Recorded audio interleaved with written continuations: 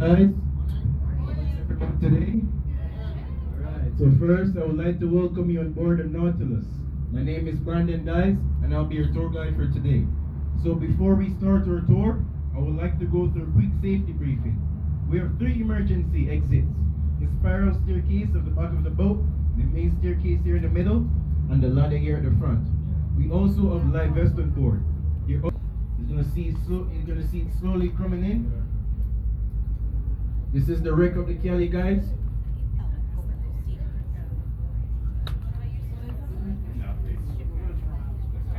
So she was 175 feet long and 25 feet wide when she sunk in 1944. The captain wanted the Cali to be faster, so he decided to fit 2 diesel engines into it. However, when the Cali was leaving Cuba, she found a storm, and during this storm, one of the diesel engines fell clear and punctured the hull of the ship, and the water began to flood. It was not too bad at that point until the water reaches the cargo hold. Why? Because it was a complete bag of rice, 9 tons of rice. And of course, you know what happens to rice when it gets wet? It expands. So the rice grew so big that it split the ship into pieces, and the ship lay in 15 feet of water at 50 yards from shore. But the good news is, the captain and the crew could make their way back to shore, so everybody survived. And there's algae growing on the shipwrecks, guys. This is what most fishes feed on. And we have lobsters and crabs and moray eels living under the shipwreck. They come out at night time.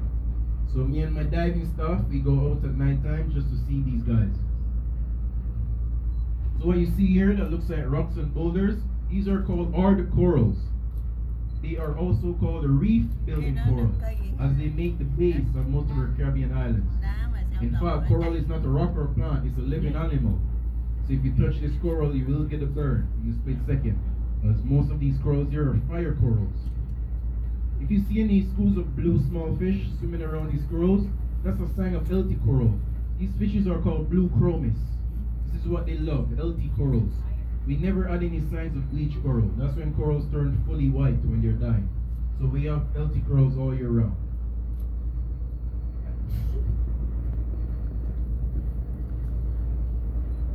And look out for blue-headed wrasse. These are the fishes called cleaner fish. They clean parasites out of bigger fish. They're always around these corals as well. Look out for puffer fish around these areas as well. So these are all soft corals here. The ones that looks like trees and plants, those are called soft corals. They are sea ferns, sea fans, and sea feathers. Yep, schools of small blue fish, healthy corals. Yep, guys, puffer fish might look cute to know to you guys. These are the guys that puffed up like a balloon and they feel threatened. But they're one of the most poisonous fish in the world. Yep. They contain tetrodotoxin, which is harmful. So, tetrodotoxin is 1,200 times more poisonous than cyanide. So there is enough toxin in one puffer fish to kill at least 30 adults. So it's one of the most poisonous fish, as I said. So what you see down there on the right side, it looks like a steel cage, a squarish object. That's responsible for growing our corals.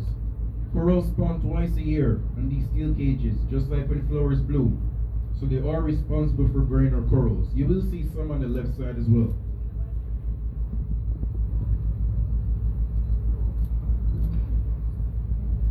And then we're going to be crossing a sand flat. Sand flats are really good places to find stingrays. Grand Cayman is very well known for stingrays, as we have got Stingray City on the other side of the island. Stingrays like to bury themselves in the sand. Yeah? A little bit? Yeah, stingrays like to bury themselves in the sand, guys, so it's a very good place to spot them. So, as I said, if you see a stingray, a turtle, a barracuda, a tarpon, feel free to shout it out to the cabin. And stingrays also give birth to live young and not eggs, as most people expect from a fish. Stingrays are ovoviviparous.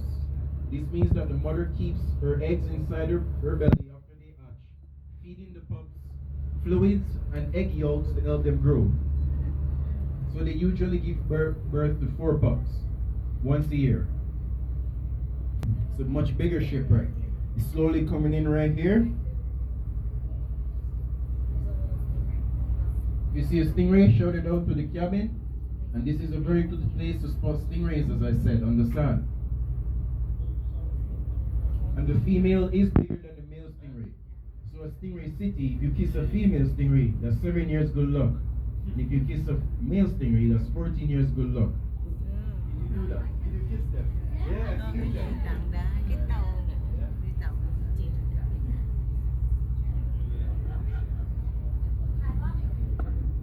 So she was 225 feet long and 30 feet wide when she sank on the 9th of November 1932. She was delivering wood from Jamaica to Cayman, back and forth. So the Balboa is responsible for building a memorial church in Georgetown, if you didn't notice.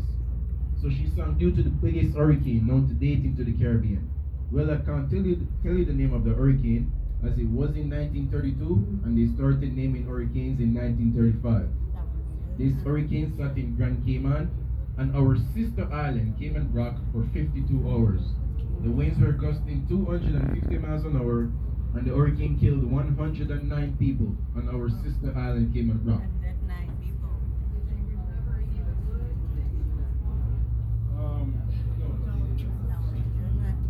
And when the Balboa sank, she split all her cargo off. As the cargo was a complete cargo of wood, when the eye of the hurricane was overhead, the captain and the crew could make their way back to shore, walking on the wood. Well, you might not believe this story, but it's the only one we know, as there are no witnesses when this happened. When she sank in one piece. But as you can see, she is now laid in pieces all across the seabed. Why? Because she sank in the middle of a main shipping lane. Now, of course, this was a big hazard for ships passing by. So the government decided to dynamite it. 50 pounds of dynamite. He wrote it on a piece of paper, stuck it into his office. But somebody went inside and added an extra zero. So that's 500 pounds of dynamite. So now you can easily imagine that the Balboa flew 30 feet into the air and lay in pieces all across the seabed.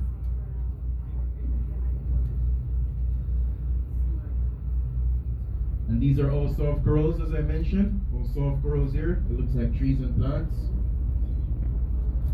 So the captain is going to make a turn, so the shipwreck is going to be on the right side.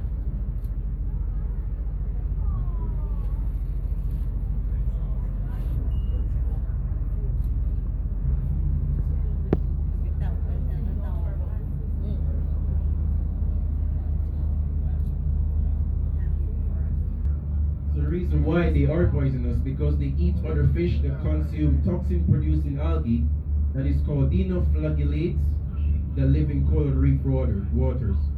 So they have a lot of mercury in their meat. So once we catch them, just dump them back into the water.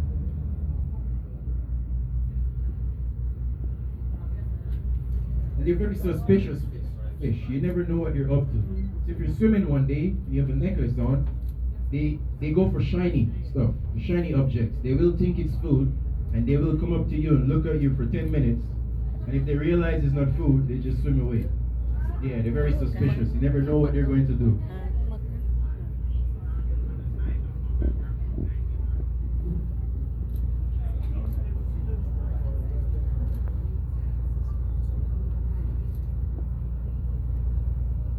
So the shipwreck is on the right side now, guys.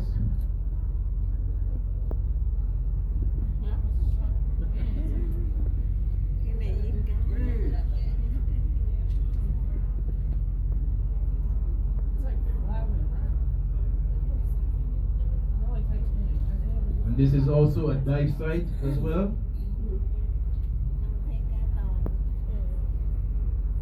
A lovely white powder sand. You guys see a stingray on the left side?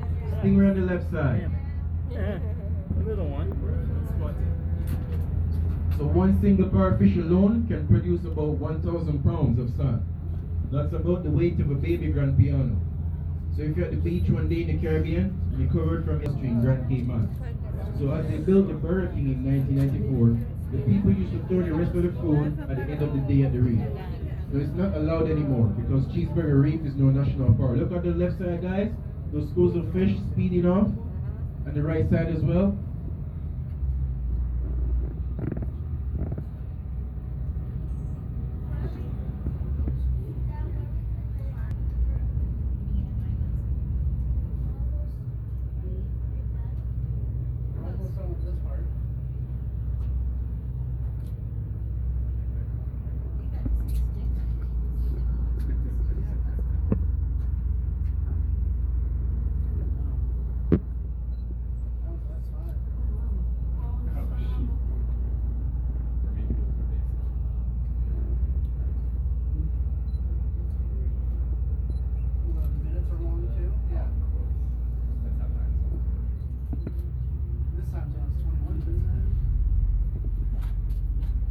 So we are going to be coming to a full stop shortly because the captain is going to do a fish feed today. He's going to jump into the water from the left side. He's going to swim all the way around the submarine. He is going to be feeding two types of fish today. The first one, Sergeant Majors, British Army officer, because of the stripes on his body. And the light purple fish, Bermuda chubs. Bermuda like the triangle of Bermuda, and chubs like chubby. We are now at Cheeseburger Reef. That's a female parrotfish on the right side. If you see a red belly with white spots, that's a female parrotfish. If you see a blue color one with a yellow tail, that's a male parrotfish.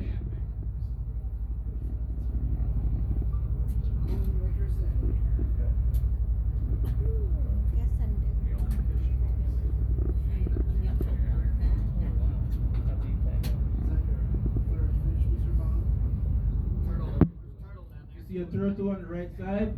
Shout it out, guys. Alright, look out for the turtle on the right side, guys.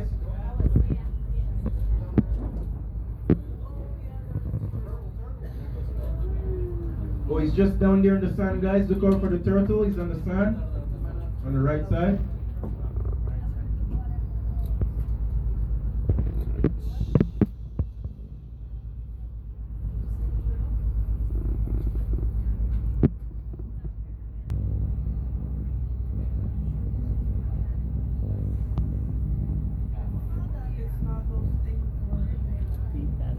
As I said, look out for the fishes, guys. You're going to see them coming along the windows.